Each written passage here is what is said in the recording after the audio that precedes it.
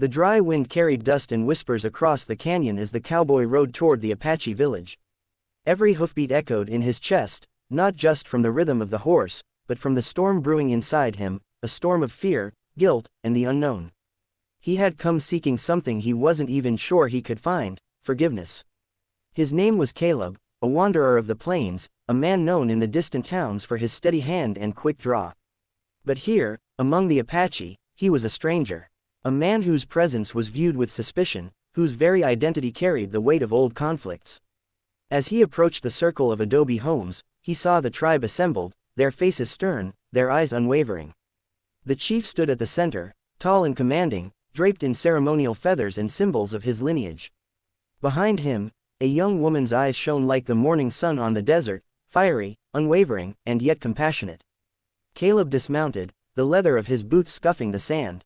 He held his hat to his chest, a gesture of respect, though he knew it might not be enough. Murmurs spread through the crowd like wildfire. He had heard stories of his misdeeds traveling faster than he had ever run, and he feared this was the end of the road. "Why have you come here, outsider?" The chief's voice boomed, deep and unwavering. Caleb swallowed hard. "I come seeking to make amends," he said. "I know I've wronged you, your people, and I do not expect mercy. Only a chance to show my true intentions." A silence fell, heavy as the desert sun overhead. The tribe's council debated, voices low but firm, while Caleb stood, his heart hammering. Every moment felt like an eternity. He had come with hope, yes, but also with the bitter taste of knowing forgiveness might be beyond his reach. Then, from the edge of the circle, the chief's daughter stepped forward. She was young, but there was a wisdom in her gaze that belied her years. The wind caught her hair as she lifted her chin and said, simply, 4 words that would change everything. "He saved my brother." A ripple of shock went through the tribe.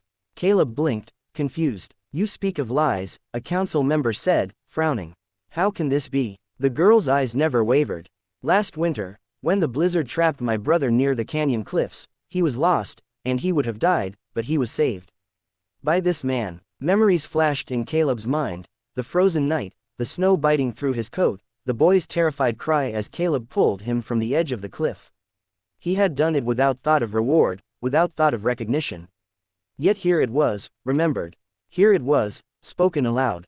The chief's face softened, the rigid lines of anger and suspicion melting just a fraction. "You saved my son?" he asked, voice taut with disbelief and curiosity. Caleb nodded, swallowing hard. "I did not know him well, but I could not leave him to die. It was the right thing to do, nothing more." The girl smiled faintly. "And that is enough to know your heart, father." The council murmured again, this time in discussion tinged with reconsideration. The stories of past wrongs could not be erased, but the courage to act selflessly in the face of danger carried a weight that even the heaviest grudges could not match. As the sun dipped lower in the sky, casting long shadows across the village, the chief spoke again, slower this time. "Perhaps mercy is deserved." Caleb's relief was palpable, yet he held his posture steady. He knew forgiveness was a journey, not a gift handed lightly. He watched as the villagers' expressions shifted from skepticism to cautious curiosity, and finally, to warmth. Children peeked from behind wooden beams, old warriors nodded in respect, and the young girl smiled again, quietly, as if she knew the world could still be kind. Over the following weeks, Caleb stayed among the Apache. He helped repair homes battered by winter storms, tended the communal gardens, and learned their language, their stories, their songs. The tribe observed him closely, but slowly, they began to see the man beyond the cowboy hat, beyond the past missteps. He was not perfect, but he was sincere. And sincerity, they came to understand, had its own kind of power. One evening, as the sun set behind the mesa, Caleb and the chief's daughter sat on a ridge overlooking the village. The orange sky bathed them in warmth, and the wind carried the scent of sage and cedar. "You know," she said softly, "sometimes the world only needs a small act to change everything. 4 words can heal more than a lifetime of silence." Caleb looked at her, understanding deep in his bones. "And sometimes, the world gives you a chance to prove that you can be more than your mistakes." Her hand brushed his briefly, a silent acknowledgement of the bond that had formed, not of romance alone, but of trust, respect, and shared humanity. Word of Caleb's deeds spread beyond the village, reaching neighboring towns. But he did not return for glory or recognition. He stayed, quietly, helping rebuid, learning, and teaching by example. His story became one not of fear, judgment, or condemnation, but of transformation, hope, and the profound impact of compassion. The chief, once stern and unyielding, grew to see Caleb as an ally, a friend, a man who had earned his place among them, not because he was perfect, but because he had acted with courage and kindness when it mattered most. And the girl, she became the bridge between worlds, the voice of reason and empathy that reminded all who heard her that even the harshest judgment could be softened with truth. 4 words had rewritten a fate, yes, but it was the continuous acts of humanity afterward that cemented the change. Years later, as Caleb stood watching the sunset from the same ridge, he realized that life's true measure was not in victories, wealth, or fame, but in the small, selfless acts that ripple across the lives of others. He had come seeking forgiveness, but he found belonging. He had faced condemnation, but discovered compassion. And he understood, finally, that a single moment of courage, witnessed and remembered, could transform not just one life, but an entire community. The Apache village thrived, bound not by fear of the past, but by the living example of mercy, courage, and the quiet strength of one man who chose to do what was right. And every time the chief's daughter spoke of him, she did not speak of the mistakes he had made, but of the heart he had shown, 4 words that had rewritten his fate, and countless acts that had rewritten the lives of all who witnessed them. As the stars blinked into the night sky, Caleb finally removed his hat, letting the cool breeze brush his face, feeling the weight of judgment lift entirely. He had been condemned, yes, but he had also been seen, truly seen, for who he was and who he could be. And in that recognition, he found freedom, redemption, and the quiet, enduring joy of a life transformed by kindness. And in that moment, he smiled, knowing that sometimes, it takes only a few words, and a lifetime of small deeds, to change everything. Over the following months, Caleb's bond with the Apache tribe deepened. Each day brought new lessons, new challenges, and unexpected joys. He learned the rhythms of their lives, the way the children chased each other across the open plains, the elders telling stories beneath the twilight sky, and the women and men working together to cultivate the land. Every small act of collaboration became a thread, weaving him into the fabric of the community. The chief observed him closely, his gaze a mixture of scrutiny and quiet admiration. Caleb had proven his courage with that one life-saving act, but it was his consistency, his willingness to serve without expectation, that earned the chief's respect. Slowly, conversations between them moved beyond the formality of judgment. They spoke of the tribe's history, of battles fought, and of hopes for the generations yet to come. "You've changed much since you arrived, Caleb," the chief said one evening, as the sun dipped behind the cliffs. "But tell me, why do you remain here? You could leave, ride west, and no one would question you again." Caleb looked at the horizon, where the desert met the sky in shades of gold and crimson. "Because I've learned that life isn't just about running from the past," he said softly. "It's about choosing where you belong. Here, I feel that my actions mean something, that I can help." The chief nodded, the lines on his face softening.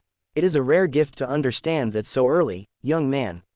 Many spend lifetimes chasing things that do not last." Meanwhile, the girl, the chief's daughter, whose 4 words had altered the course of Caleb's life, continued to guide him, teaching him not just the ways of the tribe, but the subtle language of trust and empathy.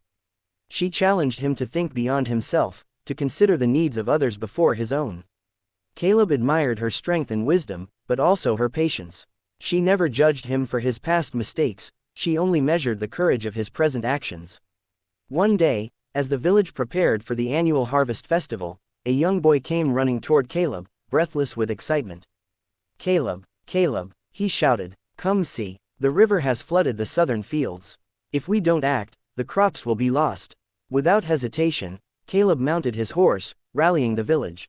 Men and women worked side by side, carrying sandbags, diverting water, and reinforcing embankments. Caleb moved through the chaos with determination, lifting heavy logs, directing efforts, and encouraging everyone to keep going. The chief watched, a sense of pride swelling within him. Here was a man who had once been condemned, now acting as a guardian for the tribe's future. After hours of relentless effort, the waters were held at bay. The crops were saved, and the village erupted in celebration. Children laughed and danced, elders clapped, and the chief finally approached Caleb. "You have proven again, young man," the chief said, placing a hand on Caleb's shoulder. "Not by words, but by deeds. You are part of this tribe now, not because you sought to belong, but because you chose to act with honor. Caleb felt a lump rise in his throat. It was one thing to be forgiven, another to be truly accepted. And here, among people who had every reason to doubt him, he had found both. The chief's daughter appeared then, her eyes sparkling with pride. And all it took, she said softly, was a man willing to do what was right. Weeks turned into months, and the seasons shifted. Caleb learned to hunt alongside the men, fish in the river, and craft tools from wood and stone. He shared stories of his travels, of the towns he had known, and slowly, laughter became a regular part of his life. He began to see the tribe not as a place that had once judged him, but as a family that had chosen to welcome him. Yet life, as Caleb knew too well, was never without challenge. One harsh winter, a sickness swept through the village. Children became weak, elders fell ill, and the chief himself was stricken with fever. The tribe worked tirelessly to care for the sick, but resources were limited. Caleb, though a newcomer, refused to stand idle. He traveled to distant valleys, braving snow and wind, returning with herbs, blankets, and supplies. Each journey was perilous, yet he never faltered. One night, as he returned to the village, exhausted and frostbitten, the chief's daughter met him at the edge of the path. "You've done more than anyone could ask," she said quietly, wrapping a blanket around his shoulders. "You saved lives today, just as you did the first time we met. And yet, you never seek praise." Caleb smiled weakly. "I've learned that true reward isn't in recognition. It's in knowing that someone's life is better because of your actions." The girl's gaze softened. "And you've given more than that, you've given hope." By spring, the sickness had passed, the village had recovered, and Caleb's place among them was unshakable. The chief declared a day of thanksgiving, not just for the harvest, but for the courage, unity, and selflessness that had carried them through the harsh winter. Caleb was honored, not as a hero in the distant sense of fame, but as a vital part of their community. It was during this celebration that Caleb truly understood the power of the girl's 4 words. They had been the spark, the first recognition of something he had never considered, how one act of kindness could ripple outward, changing perceptions, healing wounds, and forging bonds. Yet, it was his continued commitment, his daily choices, that had written the full story. Later that evening, the chief's daughter led Caleb to the top of a high cliff overlooking the village. The sun set behind the mountains, painting the sky in streaks of violet, orange, and gold. "Do you see it?" she asked. "All that you helped protect, all that you helped nurture." Caleb nodded, the wind tugging at his coat. "Yes, I see it, and I understand now that belonging isn't just given, it's built, moment by moment, choice by choice." She smiled, the kind of smile that carried warmth and reassurance. "You have shown us all the meaning of courage, Caleb. Not the kind of courage that comes with a gun or a fight, but the courage to care, to act, and to stay true to what is right." Caleb took a deep breath, the crisp evening air filling his lungs. "I never imagined that 4 words could change a life," he said softly. "But now I know, they can. And not just a life, they can change a whole community." The girl placed her hand lightly on his arm. "And that's why we must speak carefully, and act wisely. One moment, one word, one act, it can matter more than we realize." As night fell, the stars blinked into existence, scattering light across the desert like silver dust. Caleb felt a peace he had never known. The shadow of condemnation, which had once haunted him, was gone. He was no longer a wandering cowboy searching for redemption, he was a man woven into the lives of others, bound by trust, gratitude, and love, not the romantic kind, necessarily, but a profound love for humanity and connection. In the days that followed, Caleb continued to serve the tribe, but he also began to teach. He shared the skills he had learned in the outside world, tracking, basic medicine, and literacy, with the younger members of the village. He encouraged the children to dream beyond the canyon walls while honoring their heritage. And always, the chief's daughter reminded him of the lesson that had started it all, that courage and kindness, even in their smallest forms, have the power to rewrite destinies.